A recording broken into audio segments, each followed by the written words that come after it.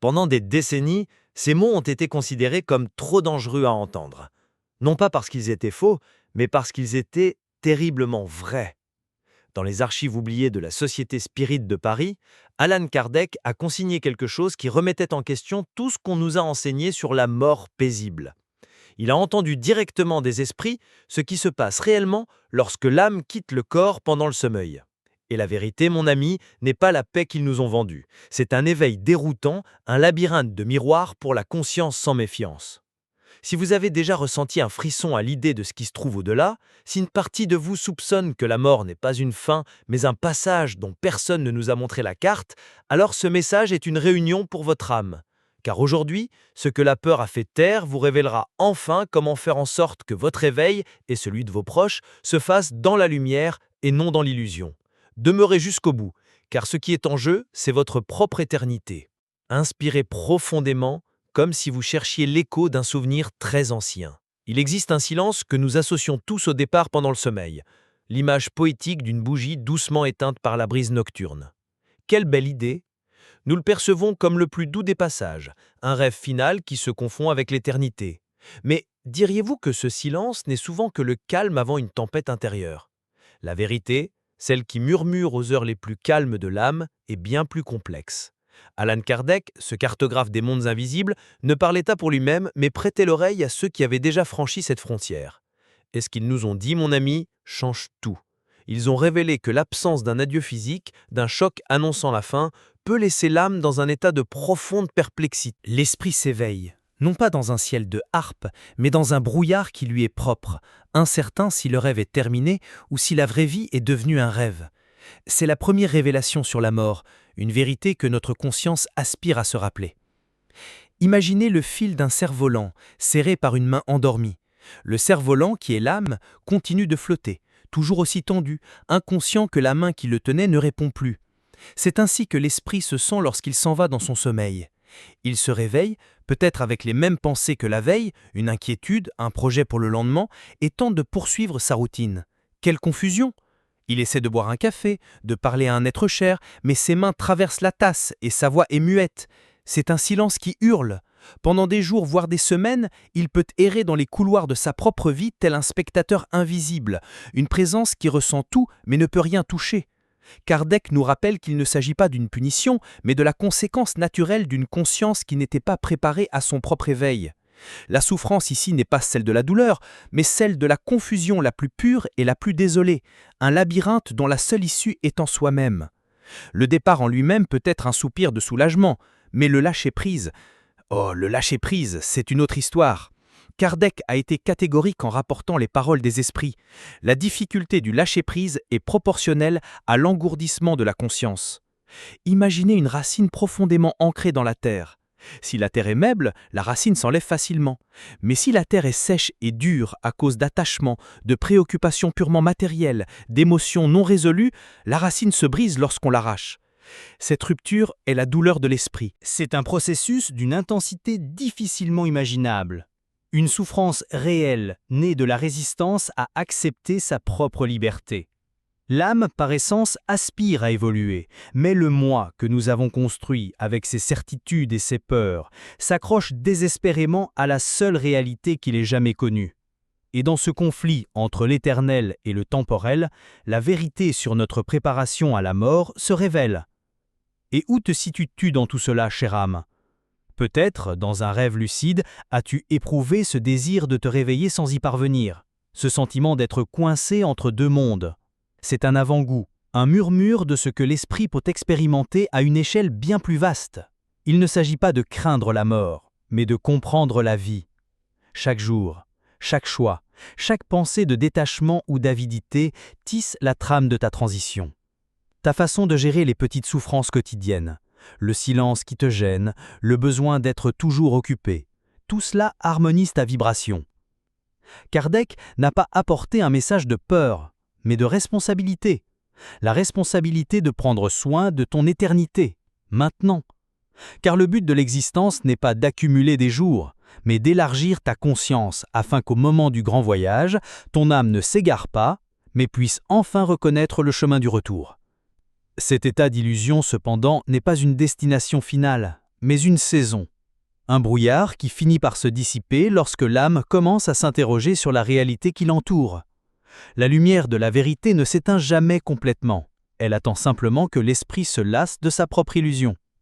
C'est une invitation à l'éveil qui peut prendre du temps, un temps qui ne se mesure pas en heures, mais en perception. Le parcours de chaque âme est unique, et la façon dont elle émerge de cette confusion initiale dépend entièrement du bagage qu'elle a apporté avec elle. Et ce bagage, cette densité ou cette légèreté, nous amène à mieux comprendre comment certains esprits restent si attachés aux routines et aux objets du monde qu'ils viennent de quitter, croyant de tout leur être encore en vie. Vous êtes-vous déjà réveillé d'un rêve si intense, si réel, que l'espace d'un instant, le monde qui vous entourait vous a semblé étrange? Vous vous touchez les mains, regardez par la fenêtre, et vous vous ranimez lentement. Imaginez maintenant vous réveiller ainsi, mais cette sensation d'irréalité ne vous quittant jamais. C'est ce que rapportent d'innombrables esprits. Un réveil sur l'autre plan si subtil, si dénué de choc qu'ils ne réalisent pas la transition. C'est comme sortir d'un rêve pour entrer dans un autre, un labyrinthe de miroirs pour la conscience. L'absence de douleur physique, l'absence de traumatisme qui crie « c'est fini » devient un piège de soi. L'esprit, tout simplement, continue. La conscience, cette flamme qui ne s'éteint jamais, continue de brûler avec la même intensité et la même direction qu'avant la dernière expiration, faisant de la séparation d'avec la matière dense une tâche herculéenne pour l'âme non préparée, qui continue de croire que, demain, comme toujours, le soleil se lèvera. Dans cet état, l'esprit s'accroche à ce qui lui est familier avec une force née de la perplexité. Quelle merveille! Il sort du lit, du moins le croit-il, et se dirige vers la cuisine pour préparer son café du matin. Il suit la même routine qu'il a définie pendant des années, car cette routine est tout ce que sa conscience reconnaît comme « moi ». Mais l'eau ne bout pas. La tasse ne tient pas dans ses mains. L'arôme ne l'atteint pas. C'est une pantomime silencieuse et frustrante. Il est assis dans son fauteuil préféré, celui qui épouse la forme de son corps et la chaleur de ses siestes, et s'étonne de ne pas sentir le toucher du tissu. Il appelle ses proches, qui passent près de lui, le traversant parfois, plongés dans leur propre douleur, sourds à une présence qui ne vibre plus à la même fréquence. Cet attachement n'est pas un choix conscient, mais le réflexe d'un esprit en quête désespérée de solidité dans un monde devenu éthéré. Il se croit toujours vivant, car pour lui, rien de fondamental n'a encore changé. Et les objets, oh, les objets, ils deviennent de lourdes ancres qui retiennent l'âme dans les eaux peu profondes de l'existence matérielle. Ce n'est pas l'objet lui-même qui compte, mais l'énergie, la vibration que nous y avons placée. Cette vieille photo, cette chaise en bois, le stylo avec lequel vous avez écrit vos pensées, chacun est un petit coffre au trésor qui renferme un fragment de votre identité terrestre. L'esprit, confus, gravite autour de ces balises de mémoire, car elles sont les seules à confirmer que vous étiez là, que c'était réel. Cet attachement est une forme subtile de souffrance, un cercle vicieux dans lequel l'âme tente sans cesse de revivre des sensations qui ne lui appartiennent plus. C'est une nostalgie transformée en prison, une réunion constante avec le passé qui empêche la progression vers l'avenir de son évolution. La véritable liberté, comme le murmurent les guides à travers Kardec, vient avec le détachement, avec la compréhension que notre véritable trésor ne peut être enfermé dans une boîte. Arrêtez-vous un instant et sentez votre propre respiration. Observez votre environnement. À quoi vous accrochez-vous? Non pas par jugement, mais par une tendre curiosité. S'agit-il d'une routine, d'une relation, d'un objet, d'une idée de vous-même? Cette connaissance n'a pas pour but de juger ceux qui partent, mais d'éclairer ceux d'entre nous qui restent. Elle nous invite à pratiquer l'art de vivre avec légèreté, de profiter sans posséder, d'aimer sans être enchaîné. Chaque fois que vous abandonnez une petite attente, chaque fois que vous pardonnez, chaque fois que vous choisissez la paix plutôt que la raison, vous entraînez votre conscience au grand voyage. Vous polissez votre esprit pour qu'il reconnaisse la lumière de la vérité lorsqu'il la voit, plutôt que de rechercher le pâle reflet de ce qu'il a laissé derrière lui. Le but de cette vie est d'apprendre à être libre, ici et maintenant, afin que la mort ne soit pas une désorientation, mais une libération consciente. Ainsi, accroché aux échos d'une vie déjà passée, l'esprit peut demeurer dans cette illusion indéfiniment. C'est un état de rêve lucide dont on ne sait comment se réveiller. Cette profonde inertie de la psyché nous force à regarder au-delà de la surface de la mort. Elle nous amène à nous interroger. Si la conscience demeure intacte, qu'est-ce qui meurt réellement? Et qu'est-ce qui continue de rêver? Cette question ouvre la porte à l'une des distinctions les plus cruciales que Kardec nous ait léguées. Une vérité oubliée qui sépare la fin du corps de l'éveil de l'âme. La différence vitale entre la mort physique et la mort psychique. Un concept qui explique pourquoi certains peuvent revivre leurs derniers rêves pendant des jours, piégés au seuil. Pensez un instant à la respiration. L'air entre, l'air sort. C'est le rythme de la vie. La mort physique, mon ami, n'est que la dernière expiration. C'est lorsque le corps, ce merveilleux instrument, cesse de fonctionner. Le cœur se tait, le sang cesse de couler.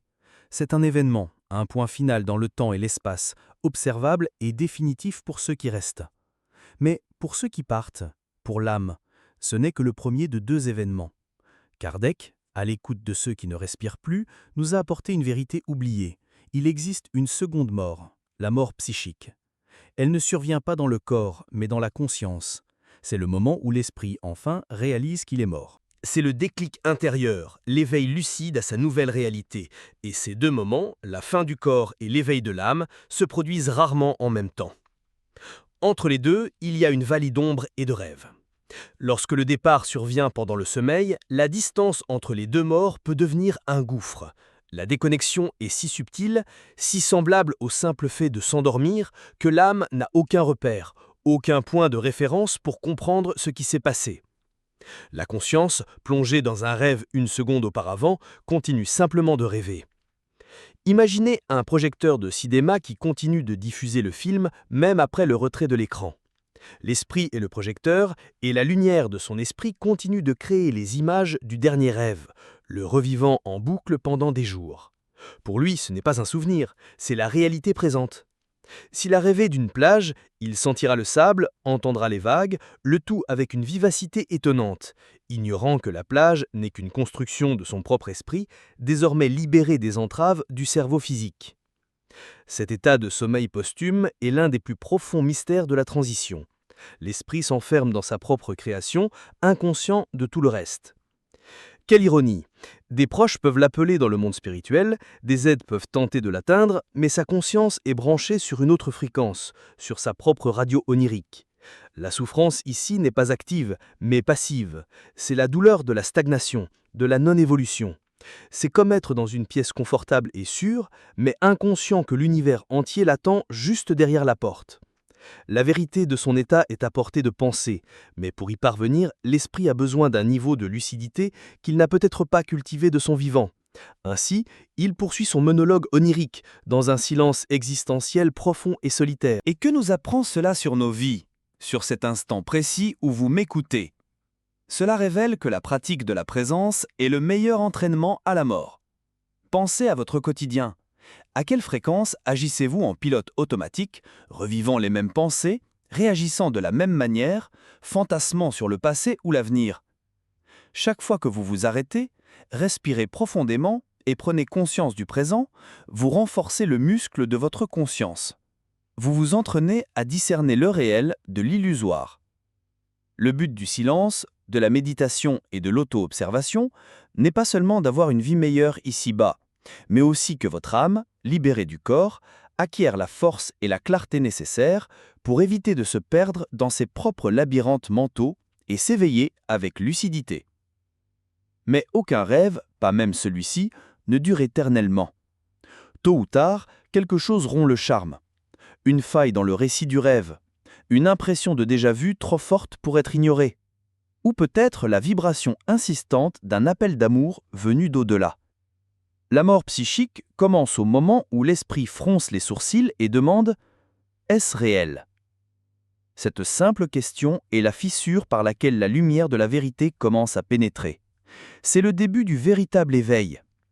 Et la capacité à poser cette question, la rapidité avec laquelle l'âme trouve le chemin de son propre rêve ne dépend pas de la chance, mais du bagage qu'elle porte, de la clarté et du détachement tissé jour après jour tout au long de l'existence. Cela nous amène à comprendre l'importance fondamentale de la préparation spirituelle, qui n'a rien à voir avec les rituels, mais avec la façon dont on vit, ressent et pense. Nous en sommes venus à croire que se préparer pour un long voyage, c'est comme faire ses valises à la dernière minute, que quelques prières, quelques rituels sur le lit de mort peuvent alléger le poids d'une vie. Quelle idée commode, mais combien éloignée de la réalité. L'âme, mon ami, n'est pas impressionnée par les gestes tardifs. Elle ne porte pas les paroles dans votre corps, mais plutôt la vibration cultivée dans votre conscience. La véritable préparation spirituelle, celle que Kardec et les esprits de vérité ont tant soulignée, n'est pas un événement, c'est un processus. C'est la façon dont vous vivez, ressentez et pensez à chaque respiration. C'est le jardin que vous cultivez jour après jour, et non la fleur que vous plantez à la hâte avant l'orage qui approche. Ce qui définit votre départ n'est pas le dernier acte, mais la somme de tous ces instants. Alors, à quoi ressemble cette préparation quotidienne ? Il ne s'agit pas de rituels complexes ni de s'isoler du monde. Il s'agit plutôt d'y être pleinement présent. C'est la patience que vous choisissez dans les embouteillages. C'est le pardon silencieux que vous offrez à ceux qui vous ont fait du tort, non pas pour eux, mais pour vous-même. C'est la gratitude que vous ressentez pour la chaleur du soleil sur votre visage. Chacune de ces décisions, aussi insignifiante soit-elle, est un acte d'alchimie spirituelle. Vous transformez littéralement les énergies denses de la peur, de la colère et de l'attachement en une vibration supérieure, en lumière. L'évolution de l'âme ne se fait pas par bonds de géant, mais par petites étapes conscientes. C'est la construction quotidienne de votre propre liberté, le polissage de votre conscience afin qu'elle puisse briller sans entrave lorsque viendra le moment de quitter sa coquille. Deux piliers soutiennent cette construction, la clarté et le détachement. La clarté est la capacité à se voir soi-même et le monde sans le filtre déformant de l'ego. C'est reconnaître ses ombres sans jugement, comprendre ses motivations et rechercher sa vérité intérieure. Le détachement, quant à lui, n'est pas de la froideur, mais pourquoi pas ? C'est la forme la plus pure de l'amour. C'est la capacité d'aimer profondément les gens, les expériences, et même la vie elle-même sans avoir besoin de les posséder, de les contrôler ou de les retenir. Une conscience claire et détachée est comme un lac cristallin. Lorsque la lune de transition se lève, son reflet est parfait et le chemin est clair. Une conscience obscurcie par l'attachement et la confusion est un lac turbulent, incapable de refléter autre chose que ses propres turbulences, faisant de l'expérience de l'esprit le miroir de son état intérieur. C'est ici que la double nature de la mort dans le sommeil se révèle dans toute sa puissance. Pour l'âme qui a cultivé cette clarté, cette légèreté, cette vibration élevée, mourir dans le sommeil est la plus grande des bénédictions. C'est comme un oiseau qui, sentant la brise propice, déploie simplement ses ailes et se laisse porter par le courant ascendant. La transition est un glissement conscient et serein vers la lumière, un éveil lucide dans les bras de guides aimants, des retrouvailles anticipées. Mais pour l'esprit dense et attaché, plongé dans l'ignorance de soi, cette même étape devient un immense risque. L'absence d'un portail clair l'emprisonne dans le labyrinthe de son propre esprit, dans le rêve fiévreux de ses soucis. Cette même porte, mon cher Zénou, peut être un passage vers le paradis, ou vers une prison. Ce qui change, ce n'est pas la porte, mais l'état vibratoire de celui qui la franchit. Cette compréhension nous force à affronter l'une de nos illusions les plus réconfortantes, l'idée qu'une mort paisible est en soi la garantie d'une arrivée paisible. Que tous ceux qui partent paisiblement sont accueillis par des anges sur un lit de nuages. Cette vision, bien que magnifique, simplifie à outrance une loi universelle. L'assistance spirituelle, comme Kardec nous l'a prévenu, n'est pas imposée, elle est offerte. Et pour la recevoir, il faut être en phase, sur la même fréquence. Cela nous mène directement à une vérité finale et inquiétante. Ce qui se passe de l'autre côté du voile et qui nous y accueille dépend entièrement de qui et de ce avec quoi notre âme choisit de vibrer ici. C'est une image que nous peignons avec les pinceaux du désir, l'âme qui s'en va doucement, accueillie de l'autre côté par une légion d'anges, enveloppée d'une paix ineffable. Nous y croyons parce que c'est nécessaire, car l'idée d'un havre de paix pour tous est un baume contre la peur de la mort.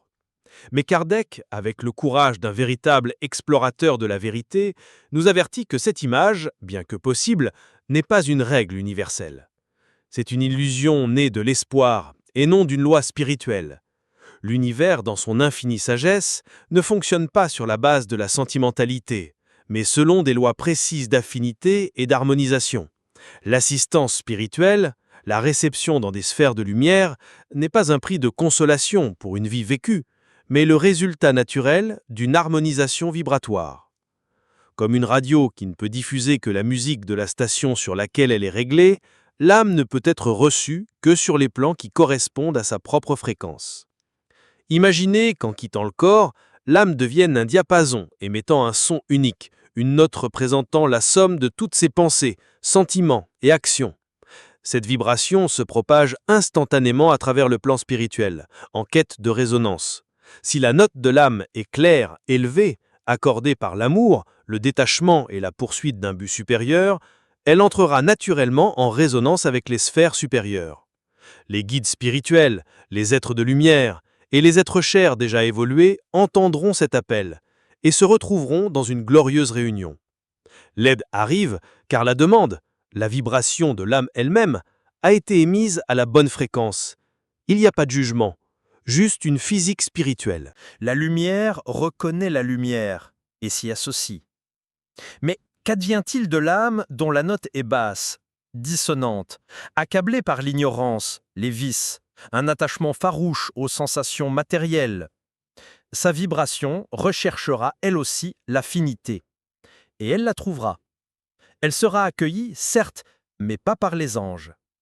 Elle sera attirée par des entités de même accord, tout aussi confuses, attachées, peut-être même par des esprits malveillants qui errent aux portes du plan spirituel. Le comité d'accueil sera le miroir de son propre état intérieur. Au lieu de guide, elle trouvera d'autres égarés. Au lieu de lumière, elle trouvera le brouillard d'autres consciences perturbées. L'éveil, déjà difficile en soi, devient un cauchemar, car l'âme est désormais empêtrée non seulement dans sa propre confusion, mais dans celle collective de ses nouveaux compagnons. Cette révélation n'est pas un récit terrifiant dans l'obscurité, mais une lumière qui éclaire le chemin, ici et maintenant. Elle nous impose une responsabilité inaliénable. À quoi accordez-vous votre âme aujourd'hui? Vos conversations, la musique que vous écoutez, les pensées que vous nourrissez, votre façon de réagir à la souffrance. Tout cela ajuste le cadran de votre conscience. En cet instant même, vous choisissez votre futur environnement spirituel. L'évolution n'est pas un don, c'est un accomplissement. Et elle commence par la décision consciente d'élever votre propre vibration, de rechercher la compagnie physique et mentale de ceux qui vous élèvent, vous apportent la paix et vous rappellent votre essence immortelle. Ainsi, l'expérience de la mort cesse d'être une loterie pour devenir un miroir. Elle reflète avec une fidélité absolue le visage que nous avons cultivé durant notre vie. Le silence qui suit notre dernier souffle n'est pas un vide, mais un espace empli de l'écho de notre propre conscience. Mourir pendant notre sommeil peut donc être le plus doux des pavres et un éveil lumineux, ou une immersion silencieuse dans un sommeil prolongé partagé avec d'autres âmes également endormies. La clé, la grande révélation oubliée de Kardec, est que le pouvoir de décider entre un destin ou un autre réside non pas au moment de la mort, mais à chaque instant précieux de la vie. Le soi est et a toujours été entièrement vôtre. La vérité révélée n'est pas une fin, mais un commencement. Une invitation à transformer chaque instant de votre vie en un véritable rituel de préparation. Et maintenant, dans le silence que ces mots laissent, permettez-vous de vous demander de quoi votre âme choisit-elle de se souvenir à partir de ce jour. Si cela vous a touché, n'hésitez pas à laisser un commentaire. Parfois, ce que nous partageons peut aussi éveiller les autres. Abonnez-vous si vous sentez que votre âme a trouvé ici un mot qu'elle connaissait déjà. Préparez votre esprit, car lors de notre prochaine rencontre, nous vous dévoilerons les signaux secrets que nos proches nous envoient lorsqu'ils tentent de communiquer avec nous. La conversation ne s'arrête jamais, elle change simplement de ton.